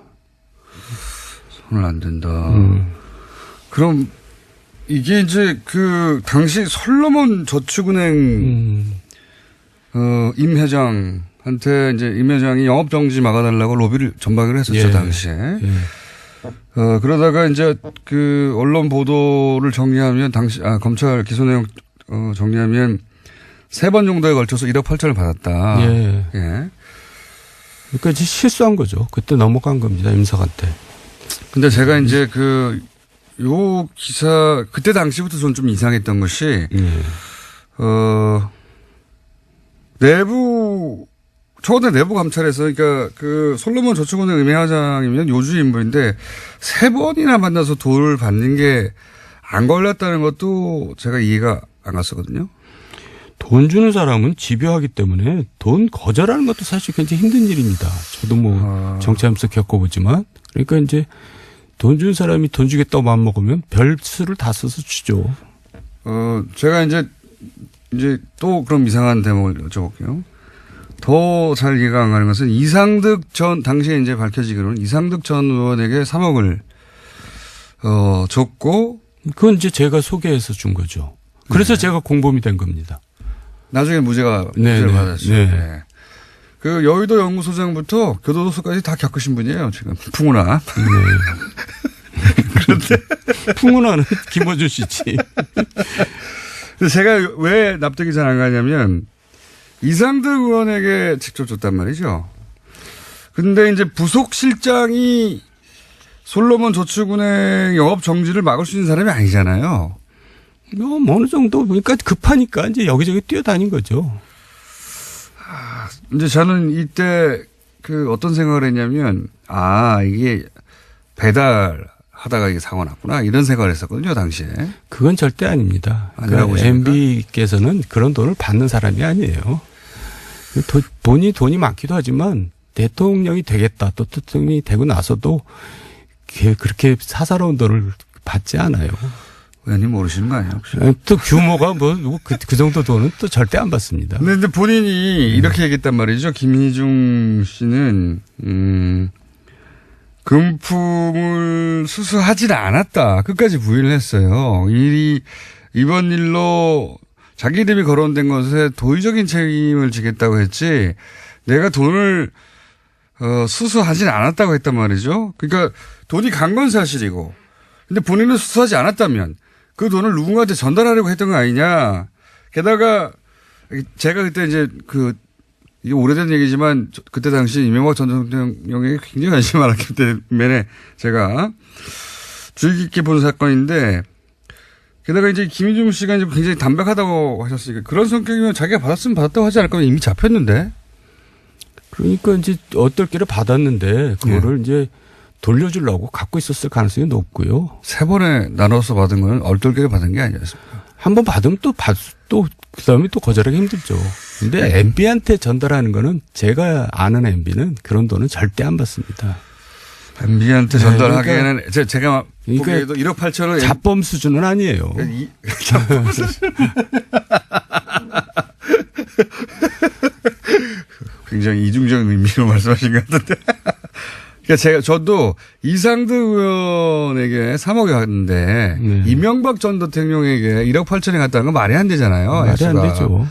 액수가 말이 안 되는데 그러니까 이명박 전 대통령은 아니고 그런데 영향을 미칠 수 있는 누군가한테 가는 것을 이 분이 배달하다가 결국 본인이 뒤집어 쓴 게 아니냐. 그건 아니고요. 부속실장이면 굉장히 힘이 센 자리라고 볼 수 있고 이 금감원이나 금감이 이쪽에다가 좀 얘기 좀 해달라.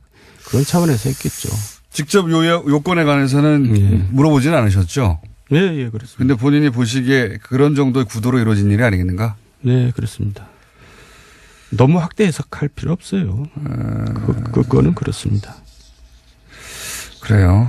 저는 이게 또 특이한 게 그렇게 저는 그 생각이 안 들어준 여러 가지 이유가 있었는데 본인이 돈을 받지 않았다고 이제 끝까지 부인한 사람이 항소를 안 했어요. 네. 네. 보통 뭐 억울하지 않아도 형량을 다투려고 항소를 하는데 이분은 항소를 포기했어요. 더 이상한 것은 제가 당시 기억하기로 검찰도 항소를 안 했습니다. 네. 이건 권력의 뜻이다. 제가 그때 그렇게 읽었는데. 그러니까 사면을 기대했겠죠. 빨리 임기가 이제 곧 끝날 때니까 빨리 종결 지어가지고 이제 대통령으로부터 사면을 받고 싶었겠죠. 그런데 자기가 돈을 받았는데 자기가 잘못했는데 대통령이 사면해 줄 거라고 기대하는 거는 어불성설이잖아요. 아니 근데 최시중 천신일은 사면 받았거든요. 그건 이제 이명박 전 대통령이 그분들과의 관계 때문이 아니라 그러니까 제가 정리해 드릴게요. 네, 그건 어떻게 된 겁니까 그럼? 사실 이상득, 최시중, 천신일, 김희중이 이제 들어가 있었는데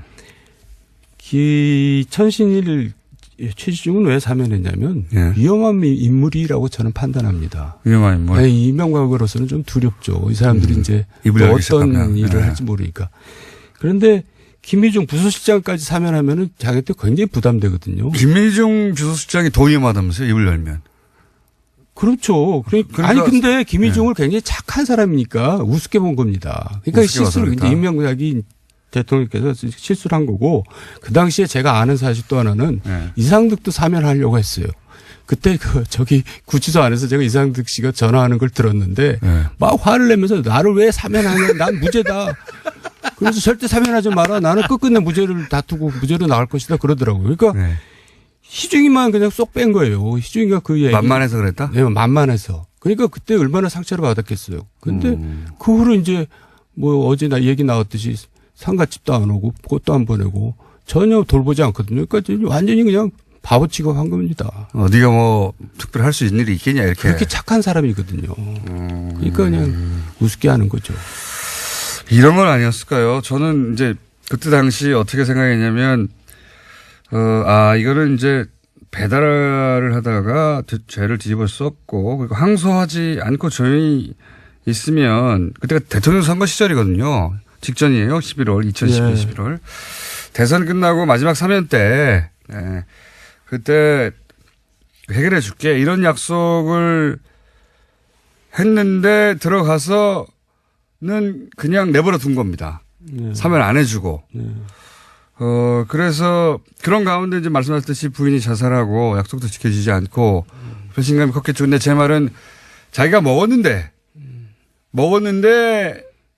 감옥 뭐 면회를 오지도 않을 뿐만 아니라 이제 부인 그 장례식에도 오지 않았다. 이게 아니라 안 먹었는데 아예 본인은 계속 안 먹었다고 주장한 거 있잖아요. 안 먹었는데 누군가의 대타로 갔는데 사면시켜 준다고 했다가 이거 완전히 버려버린 거죠. 부담되니까. 그러니까 지금 김원주 씨는 집요하게 이제 거기에 대해서 집착을 하시는데 저도 사실 팩트는 모르죠. 근데 아닐 것 같다. 제가 아는 MB는 그런 자범은 아니라는 거죠. 그러니까 MB한테 간 건 아닌 것 같아요. 근데 그 정도. 또 딴 사람일 수 있다? 네. 그 주변에 누군가한테 간 것 같다. 그건 제가 모르죠. 자, 일단 요 이야기는 저의 당시의 소리였는데 이 중에서 그러면 출소 후에 이명박 전 대통령에게 이제는 이제 다 끝났잖아요. 전입이 됐고 본인도 나왔고 그러면 이명박 전 대통령이 그때는 정치적으로 부담돼서 그랬을지 몰라도 나중에는 챙겨줄 수 있지 않습니까? 그러니까 정치적으로 부담스러워한 겁니다. 이제 돈 받고 들어가서 살다 나온 친구를 내 옆에 두면은 내가 기스 날 것 같으니까는 다 끊었는데 그래도 대통령도 그러니까, 아닌데. 그러니까 되게 옹졸한 거고 좀 이기적인 거죠. 그게 뭡니까? 그 이후로 그럼 안 챙겼어요? 전혀. 그리고 김희중 자체가 이제 실망을 해서 아예 연락도 안 했죠. 김희중이 뭐 찾아가서 도와달라고 그러는 얘기 나오는데 그러지 않았습니다. 김희중 자체가 얼씬도 하지 않았어요. 쳐다도 안 봤습니다. 그쪽으로 쳐다보지 않겠다. 예, 내가 그랬어요. 가서 인사라도 드리지 그랬냐 그랬더니 아이 됐어요. 뭘 인사를 해요. 안 갔습니다. 이미 이제 마음이 거기서 끊어진 거죠. 끊어진 것이다. 네. 하하, 참. 배달사고인지, 그러니까 이명박 전 대통령이 직접 받았을 리는 없고 액수 작고 하지만 주변 누군가로 가던 돈이었을 수도 있다고 저는 보는데 거기까지는 잘 모르시겠고. 근데 그럼 이 부분은 그 시절부터 97년부터 계속 있었으면 그리고 수첩이었으면 사실상에 네. 그 시절이면 도곡동 땅 문제가 불거졌을 시절부터 다 안다는 거네요, 내용은? 다 알죠. 도곡동 땅, BBK, 다스, 상성 문제. 예. 2012년까지 계속 있었으니까 내곡동 사저 140억 돌려받은 거 다. 그런 거 다 알 겁니다. 폭탄이네요. 돌려받은 거? 네, 뭘 돌려받은? 내곡동 사저를 돌려받은? 아니, 140억, BBK 140억을 나중에 김경준 씨로부터 돌려받은 것. 그런 내용도 다 알고 있겠죠. 바로 모든 전화를 대통령이 직접 합니까? 다 누구 시켜서 하고 그러고 누구 불러라 하고 그러는데 그 흐름을 다 알고 있겠죠. 거의 다 알고 있을 것이다. 네. 특히 대통령 되기 이전 거는 대통령이 아니어서 아주 대통령은 또 많잖아요, 수행이. 네. 근데 이제 그 이전 거는 아주 자세히 알고 있겠네요. 대통령 수행은 많지 않습니다. 그래요? 이 김희중 혼자 합니다. 특활비도 안다고 아는 거겠죠, 당연히? 그러니까 이런 특활비 얘기가 나온 거겠죠? 그렇죠. 그 자기가 받은 특활비를 자기가 모르겠어요. 그 특활비 중에 1억을 받아서 지금 제2부속실로 줬다는 거 아닙니까? 제2부속실은 영부인. 네, 가족들 관리하는 곳인데 거기 줬다는 건 영부인이 그 돈을 썼다 이렇게 봐야 되는 거 아닙니까? 물론입니다. 예, 그게 언론에 보도되듯이 명품에 썼는지 어떤지 모르겠지만 개인적인 용도로 썼다고 봐야 되겠죠? 그거는 이제 경찰이 밝혀야 되겠지만 공적으로 썼어도 문제죠. 공적으로 왜냐하면 쓸 일이 있나요? 공적으로 청와대에 쓸 일은 많이 있겠죠. 근데 이제 그 공적으로 써도 그것도 그것도 문제긴 하지만 불법입니다. 예. 네, 문제긴 하지만 공적으로 쓸 돈을 그 부인이 그렇게 받았을까요? 그래서 어쨌다는 겁니까? 아시는 거 있나 싶어가지고요. 저는 거기에 대해서 모릅니다. 그쪽은 모르시고요. 예. 명품백 얘기 나오던데 그것도 좀 너무 억측인 것 같고 검찰에서도 그건 부인했던데요. 확인되지 않았으니까 검찰은 부인하겠죠. 검찰은 말을 하려면 적어도 영수증을 확보해야 말할 수 있을 텐데 특활비가 거기 쓰였는지는 제껴놓고 혹시 평상시에 명품을 좋아한 거 어떤 그 취향에 대해서는 아십니까 혹시? 김현미 의원인가가 그것 때문에 크게 한번 곤욕을 치렀죠. 네. 명품 시계를 찼다고. 근데 사실 그게 명품시가 아니었고 모조품이었거든요. 네. 가방은 아닌 것 같아요. 가방은 그러니까 진짜 명품은 좋아하겠죠. 그 정도면. 근데 이제 일부러 외부에 다닐 때는 또 이제 위장을 하죠. 이제 값싼 걸로 이제 하고 다니고 그러는 거죠. 그건 보통 정치인 고위직들 부인들이 보통 그렇게 합니다. 하여간 쇼핑 취향에 대해서 잘 모르시고요. 그런 거기까지는 화제가 됐길래 한번 여쭤보는 겁니다. 중요하지는 않지만. 현대그룹 회장 부인인데 취향이야 굉장히 고급스럽겠죠.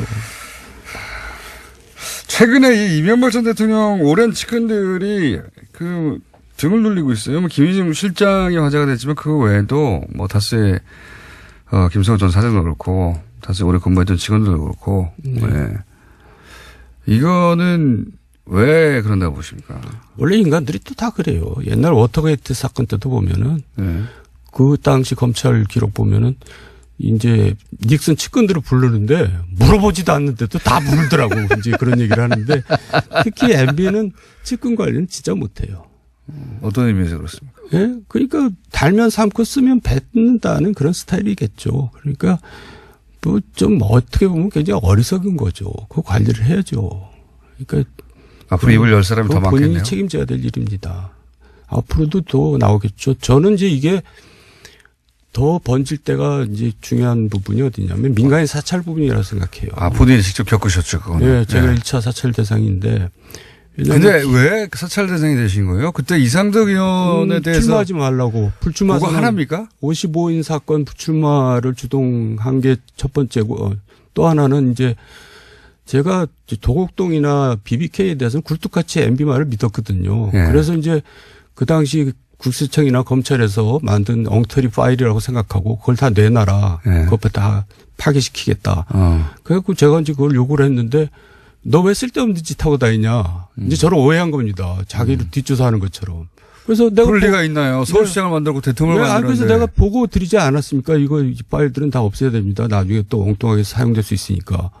그런데 그거를 갖다가 이제 한상준이라는 사람이 이 SD한테 가서 쪼르르 가서 이제 잃는 겁니다. 정도니까 자꾸 요구한다. 네. 그러니까 SD가 이제 그걸 MB한테 얘기했겠죠. 이상덕 의원. 그러니까 MB한테 제가 그 거의 그 10년 가까이 같이 지냈는데 처음으로 이제 야단을 맞은 겁니다. 1시간 동안. 너 왜 쓸데없는 짓 하고 다니냐. 그래서 저는 왜 야단을 맞는지 좀 몰랐어요. 네. 본인을 도와주겠다고 하는 건데. 도와주겠다고 하는 거고 보고를 한 건데.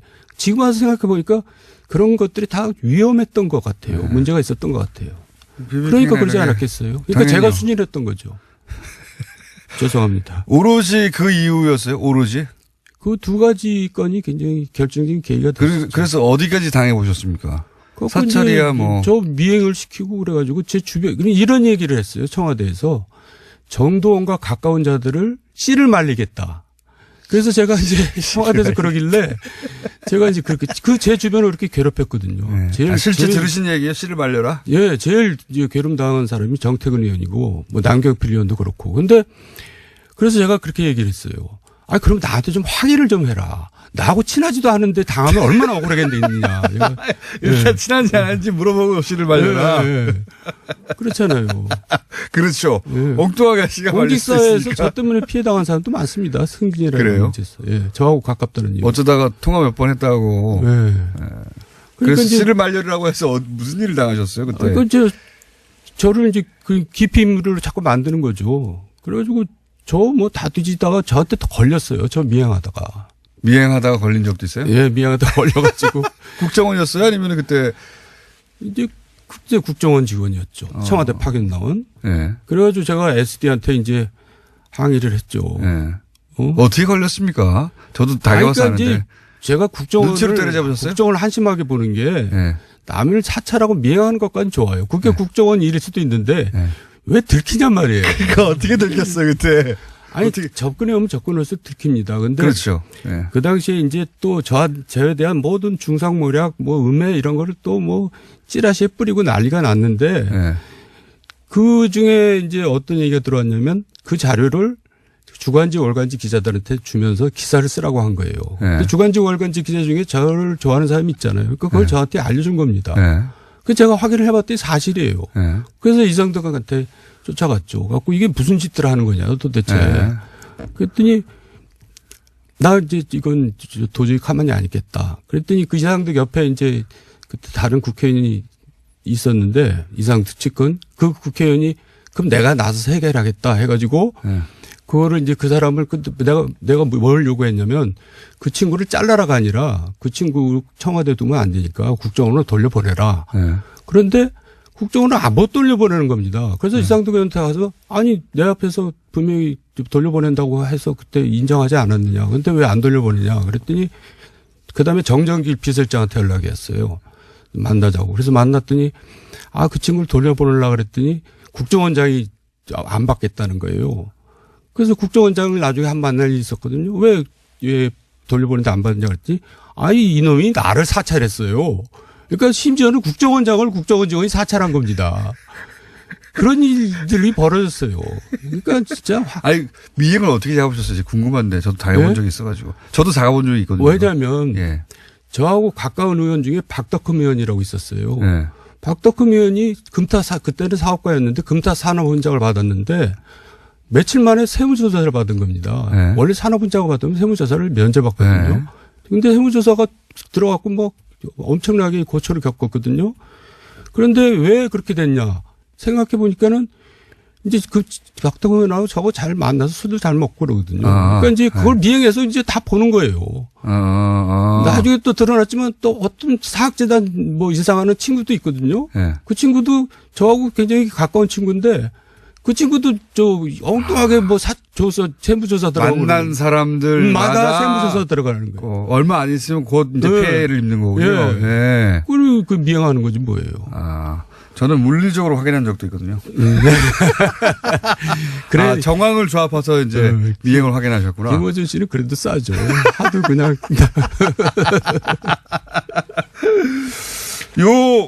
그 사찰도 한번 터질 것이다 보시는 거군요.